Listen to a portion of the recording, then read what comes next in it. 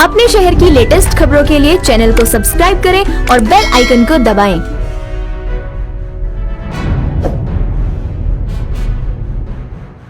देश में 1 जून यानी आज से कई नियमों में बदलाव किए गए हैं, जिनमें ration, petrol, diesel, gas cylinder, railway kerosene सहित कई नियमों में बदलाव किए गए हैं। आइए जानते हैं उन नियमों के बदलाव के बारे में। पूरे देश में लागू हुआ एक देश एक राशन कार्ड।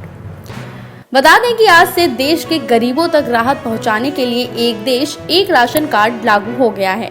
इसकी शुरुआत 20 राज्यों और केंद्र शासित प्रदेशों से होगी। इसके तहत आप राशन कार्ड का लाभ देश के किसी भी कोने में उठा सकते हैं।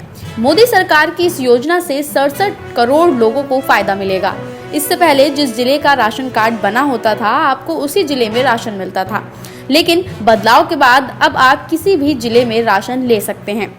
एक देश एक राशन कार्ड लागू होने के बाद गरीबी रेखा के नीचे वाले लोग किफायती कीमत पर देश के किसी भी कोने में राशन खरीद सकते हैं। राशन कार्ड धारकों को 5 किलो चावल 3 रुपए किलो की दर से और गेहूं 2 रुपए किलो की दर से मिलेगा। साथ ही राशन कार्ड को आधार से लिंक भी करना होगा, जिसकी आखिरी तारीख 30 सितंबर बताई गई है। इस संदर्भ में केंद्रीय खाद्य मंत्रालय ने कहा है कि अभी आधार से जुड़े नहीं होने के बावजूद राशन कार्ड धारकों को राशन मिलता रहेगा। राज्यों और केंद्र शासित प्रदेशों को निर्देश दिया गया है कि किसी भी लाभार्थी को उसके हिस्से का राशन देने से मना नहीं किया जाना चाहिए। जहां एक तरफ राशन की नियम से राहत मिली है, तो वहीं दूसरी ओर आम आदमी को बड़ा झटका लगा है। जी हां, देश के ऑयल मार्केटिंग कंपनियों ने बिना सब्सिडी वाले एलपीजी रसोई गैस सिलेंडर की कीमतों में बढ़ोतरी कर दी है। जी हां, आज से 19 किलोग्राम और 14.2 किलोग्राम वाले गैस सब्सिडी एलपीजी सिलेंडर के दाम बढ़ गए हैं। IOCL की वेबसाइट से मिली जानकारी के अनुसार दिल्ली में 14.2 किलोग्राम वाला गैर सब्सिडी एलपीजी सिलेंडर 11.50 रुपए महंगा हो गया है। इसके बाद इसकी कीमत 593 रुपए हो गई है, जो पहले 581.50 रुपए थी। कोलकाता में इसका दाम 584.50 रुपए से बढ़कर 616 रुपए हो गया है। दिल्ली में 19 किलोग्राम वाला सिलेंडर 110 रुपए महंगा हो गया है। इसके बाद इसकी कीमत 1139.50 रुपए हो गई है, जो पहले 1029.50 रुपए थी। लॉकडाउन के चलते देश के अलग अलग हिस्सों में फंसे लोगों को राहत देने के लिए भारतीय रेलवे 1 जून से यानी कि आज से 200 से ज्यादा ट्रेनें चलाने जा रही है, जो नॉन एसी होंगी। रेल मंत्री पीयूष गोयल ने ट्वीट करके इस बात की जानकारी भी दी थी। इन ट्रेनों के साथ पहले से संचालित हो रही 30 ट्रेनों का परिचालन जारी रहेगा। वहीं आपको बता दें कि रेलवे ने इन ट्रेनों के लिए 4 महीने पहले एडवांस टिकट की बुकिंग की सुविधा भी दी है। साथ ही तत्काल कोटा के तहत भी टिकट की बुकिंग शुरू हो गई है। ये सुविधा रविवार सुबह 8 बजे से शुरू हो गई है। हालांकि रेलवे ने टिकट की एडवांस बुकिंग के नियमों में कुछ बदलाव किए हैं।